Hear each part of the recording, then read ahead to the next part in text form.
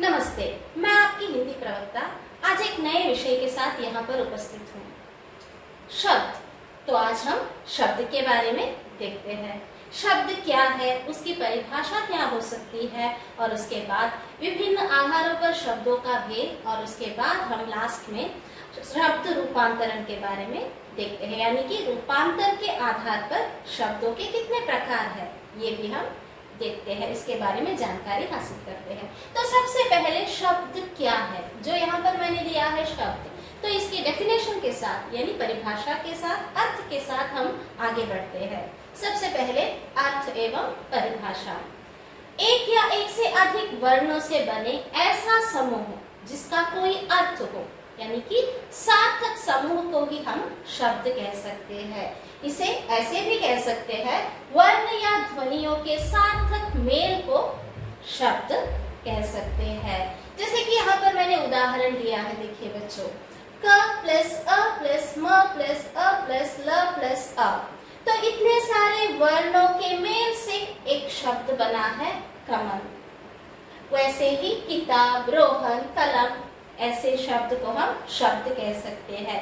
तो शब्द की परिभाषा ऐसा होगा कि एक या एक से अधिक वर्णों का सार्थक समूह शब्द कहलाता है, जो स्वतंत्र रूप से लिखा जा सके, जिसका कोई अर्थ हो। उदाहरण के लिए कमल, किताब, रोहन, कलम आदि। तो आगे बढ़ते हुए देखते हैं शब्दों के प्रकार। शब्दों के दो प्रकार होते हैं बच्चों, सार्थक और निरर्थक। सार्थक यानी कि वे शब्द जिसका कोई अर्थ होता है, जिसका कोई अर्थ होता है वही सार्थक शब्द कहलाता है। जैसे कि विद्यालय, छात्र, छात्रा, बेटा, बेटी, इस प्रकार के कुछ शब्द। उसके बाद निरर्थक शब्द। निरर्थक शब्द वे शब्द है जिसका कोई अर्थ नहीं होता है। जैसे कि हम इस शब्दों को कुछ आजकल के गानों में देख सकते हैं, खड़खड़, खड़खड़, पटपट, चटचट, इस तरीके के कुछ शब्द जिसका कोई वास्तव में अर्थ ही नहीं होता, लेकिन ऐसे शब्दों को सिर्फ म्यूजिक यानी कि गायन में देख सकते हैं, गानों में देख सकते हैं, और व्याकरण में इसका कोई महत्व नहीं है। हिंदी व्याकरण में सिर्फ सार्थक शब्दों का ही महत्वपूर्ण स्थान है, निरर्थक शब्दों का कोई महत्व नहीं होता है। इस बात को हमें हमेशा ध्यान में रखना है कि शब्द सार्थक होने चाहिए, अपने आप में स्वतंत्र होते हैं, वही शब्द परिपूर्ण तरीके से शब्द कहलाता है। आगे बढ़ते हुए देखते हैं शब्द के भेद। शब्द कई प्रकार के होते हैं। शब्द भेद के आधार कुछ इस प्रकार है, उत्पत्ति के आधार पर, रचना के आधार पर, अर्थ के आधार पर, प्रयोग, परिवर्तन और रूपांतरण के आधार पर। तो इस प्रकार से शब्द को अलग अलग प्रकार से डिवाइड किया गया है, अलग अलग प्रकार से इसके भेद ये है। उत्पत्ति के आधार पर यानी कि शब्द का जन्म क्या, कैसे हुआ है, कहाँ पर हुआ है, किस प्रकार से हुआ है, इस प्रकार की जानकारी यहाँ पर हम देख सकते हैं। उत्पत्ति के आधार पर हम 5 प्रकार देख सकते हैं, तत्सम, तद्भव, देशज, विदेशी और संकरा। रचना के आधार पर यानी कि रचना कहाँ पर हुई है, किस प्रकार से हुआ है, किस तरह से रचना कर सकते हैं, इन सभी बातों के बारे में जानकारी हमें यहाँ पर मिल सकते हैं। रचना के आधार पर हम 3 प्रकार देख सकते हैं, रूढ़, योग रूढ़ और यौगिक। उसके बाद अर्थ के आधार पर यानी हर एक शब्द का, जैसे कि हमने देखा है परिभाषा और अर्थ में ही हमने देखा है कि प्रत्येक शब्द का अपना ही अर्थ होता है, और हिंदी व्याकरण में सार्थक शब्द का ही महत्व है। अर्थ गर्भित शब्दों को ही वहां पर ज्यादा इंपॉर्टेंस दिया जाता है हमेशा व्याकरण में। तो अर्थ के आधार पर शब्द के 6 प्रकार है, एकार्थी शब्द, अनेकार्थी शब्द, पर्यायवाची या समानार्थक शब्द, विपरीतार्थक शब्द और श्रुति समभिन्नार्थक शब्द, और अनेक शब्दों के लिए एक शब्द। और अंत में और बहुत ही महत्वपूर्ण जो स्थान है रूपांतर के आधार पर शब्द भेद। रूपांतर के आधार पर शब्द के 2 प्रकार होते हैं, वो देखते हैं क्या है। ये जो है बहुत ही महत्वपूर्ण है हमारे लिए। शब्दों का प्रयोग वाक्य में होता है, ये हम सभी जानते हैं कि शब्दों का प्रयोग वाक्य में होता है। प्रत्येक वाक्य में कर्ता और कर्म होते हैं। इसके आधार पर शब्द के रूप में परिवर्तन आते हैं।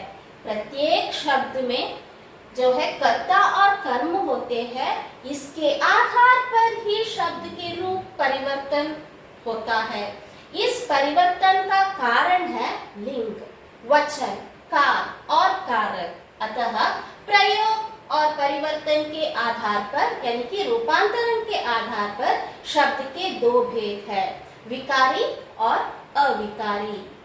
शब्द देखिए यहाँ पर, इसके रूपांतर के आधार पर दो प्रकार, विकारी और अविकारी। विकारी शब्द संज्ञा, सर्वनाम, विशेषण, क्रिया। अविकारी शब्द क्रिया, विशेषण, समुच्चय बोधक, संबंध बोधक, विस्मयादि बोधक और निपात। तो आगे बढ़ते हुए देखते हैं कि विकारी क्या है और अविकारी क्या है।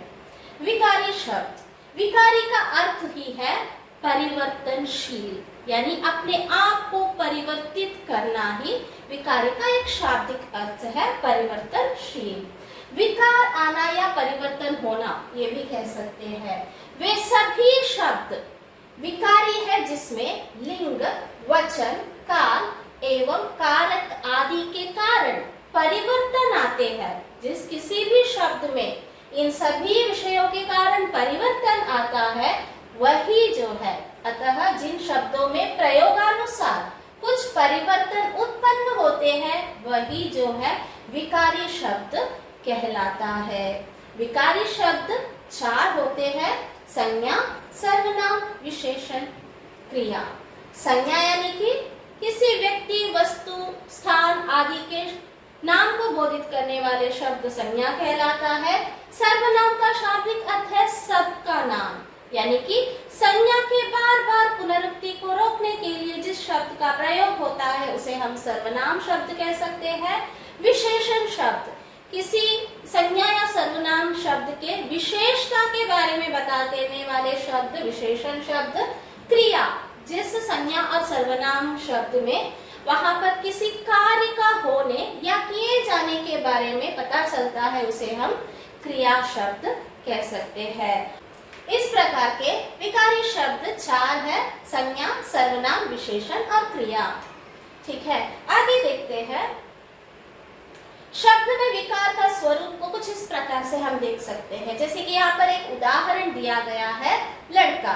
तो लड़का लिंग के कारण लड़की, लड़का अन्य लिंग रूप लड़की। वचन में देखेंगे तो लड़का, लड़के बनते हैं। इस प्रकार एक विकारी शब्द विभिन्न कारणों से परिवर्तित होता है। आगे बढ़ते हुए देखते हैं अविकारी शब्द।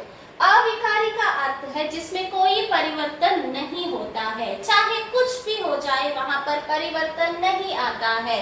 वह अपने ये जो शब्द होता है सदा अपने मूल रूप में ही रहते हैं, कभी भी परिवर्तित नहीं होता है, चाहे वो लिंग हो, वचन हो या कारक हो।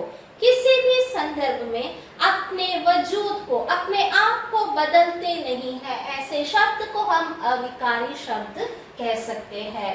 अविकारी शब्द के प्रकार क्रिया, विशेषण, संबंध बोधक, समुच्चय बोधक, विस्मयादि बोधक और निपात। उसके बाद हम देखेंगे, जैसे कि यहाँ पर उदाहरण दिया गया है, लिंग या वचन बदलने पर भी इसका रूप नहीं बदलता। जैसे क्रिया विशेषण में देखे तो धीरे धीरे, यह शब्द किसी भी संदर्भ में अपने रूप को नहीं बदलता है। उदाहरण के लिए पुल्लिंग में देखिए, मोहन धीरे धीरे चलता है। स्त्रीलिंग में सीता धीरे धीरे चलती है। वचन में देखेंगे तो वह धीरे धीरे चल रहा है। और बहुवचन में देखिए, वे लोग धीरे धीरे चल रहे हैं। तो यहाँ पर हम नोटिस कर सकते हैं कि पुल्लिंग, स्त्रीलिंग, एक वचन, बहुवचन यहाँ पर अलग अलग तरीके से दिया गया है। और कर्ता जब ऐसे होता है तो यहाँ पर क्या बना है, क्रिया, चलता है, मोहन चलता है, सीता चलती है, इस तरह से परिवर्तित हुआ है। एक वचन में रहा है, चल रहे हैं बहुवचन में। इस तरह से यहाँ पर क्रिया में भी परिवर्तन हुआ है, लेकिन ये जो धीरे धीरे शब्द हर जगह पर परिवर्तित नहीं हुआ है। तो इस प्रकार अविकारी शब्द किसी भी संदर्भ में अपने आप को बदलते नहीं है, चाहे लिंग में परिवर्तन हो, चाहे वचन में परिवर्तन हो, लेकिन ये शब्द जो है हमेशा वैसे के वैसे ही रहता है। ऐसे शब्द को हम अविकारी शब्द कह सकते हैं। तो बच्चों, इस प्रकार से रूपांतर के आधार पर शब्द दो प्रकार के होते हैं, विकारी और अविकारी। विकारी शब्द यानी कि परिवर्तनशील। विकारी शब्द का शाब्दिक अर्थ ही है परिवर्तनशील, जो लिंग, वचन, कारक एवं काल के अनुसार हमेशा बदलते रहते हैं, उसे हम विकारी शब्द कहते हैं, जिसके 4 प्रकार होते हैं, संज्ञा, सर्वनाम, विशेषण और क्रिया। और दूसरा जो भेद है अविकारी शब्द। अविकारी शब्द यानी कि कभी भी परिवर्तन नहीं आता है, वे शब्द हमेशा मूल रूप में ही रहते हैं। ऐसे शब्द को हम अविकारी शब्द कह सकते हैं, चाहे लिंग आए, वचन हो या कारक में परिवर्तन होते रहे, लेकिन उस शब्द में कभी भी परिवर्तन नहीं होता है। ऐसे शब्द को हम अविकारी शब्द कह सकते हैं। इतना कहकर मैं यहाँ पर अपना इस पाठ को, इस कक्षा को खत्म करना चाहती हूँ। धन्यवाद।